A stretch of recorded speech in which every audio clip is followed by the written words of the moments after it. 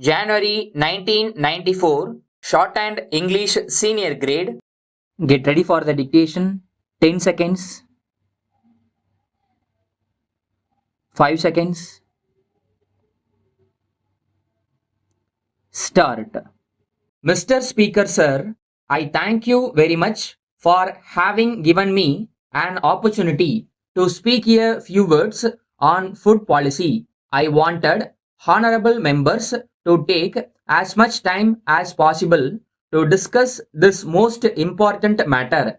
My colleague, the finance minister, gave a very good account of the situation yesterday and made clear the basic policy of the government. He spoke with authority since he has a great deal to do with the subject. Yet, I want to say a few words because recently there has been some confusion in the public mind and many things have been said which appear to me to have no justification at all. I wish to clear the confusion as far as possible. The Honorable Minister who asked me earlier in this session whether there would be a debate on food policy was probably under the impression that some big changes were under consideration. As a matter of fact, a change in policy was neither intended nor suggested. Certain minor changes are certainly contemplated, but they have nothing to do with the basic policy that the government has attempted to follow in future. I am sure the House will realize that during the last few years, the Food Ministry has had to face very difficult problems. The government and the cabinet have, of course, shared to some extent in carrying the burdens of the food ministry. I am not denying that we have made mistakes, but we have also endeavored to profit by them. It must be considered that the food situation in the country, which was difficult for a long time, has now considerably eased. Although other factors have contributed to the improvement, I think we are justified in saying that the present favorable situation is to some extent the result of government policy also. In this connection, I would like to pay my tributes to my colleague, the food minister, who has approached the very difficult and complicated subject of food with an energy and an awareness which I think have produced certain positive results all over the country.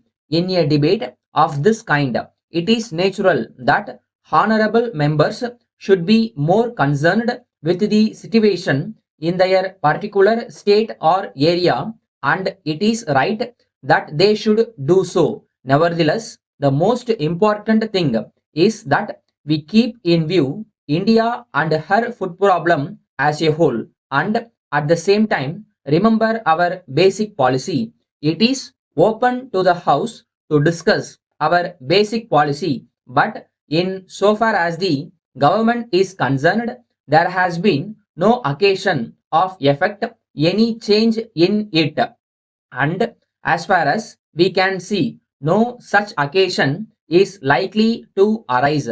I can only add that our basic approach will remain unchanged, even though the food position is much brighter. The finance minister pointed out the close relationship between the food costing and planning.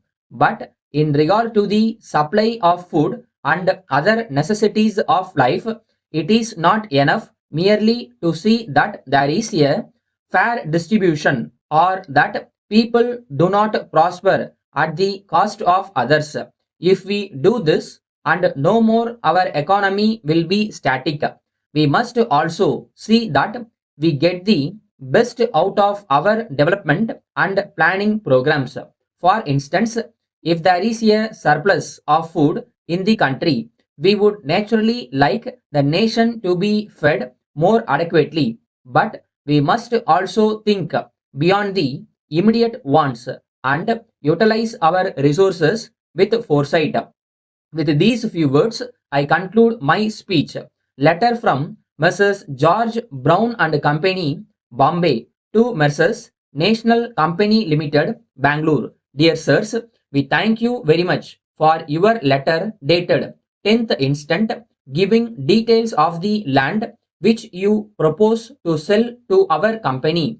As you are aware, we are the leading company in this part of the country engaged in the manufacture of latest designs of household furniture. We have got several branches all over the country and in some of the foreign countries also. We intend to expand our business activities in India and in other countries. With this in view, we are on the lookout for a suitable land in the important business area of your city for locating our showroom.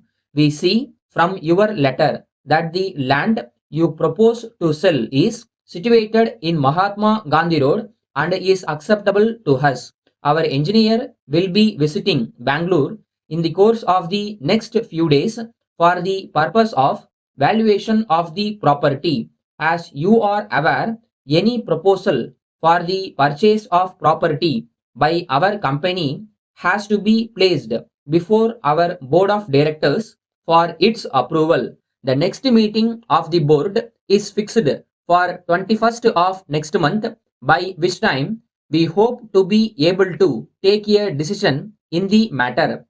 The decision taken by our board will be duly communicated to you immediately thereafter. Yours faithfully,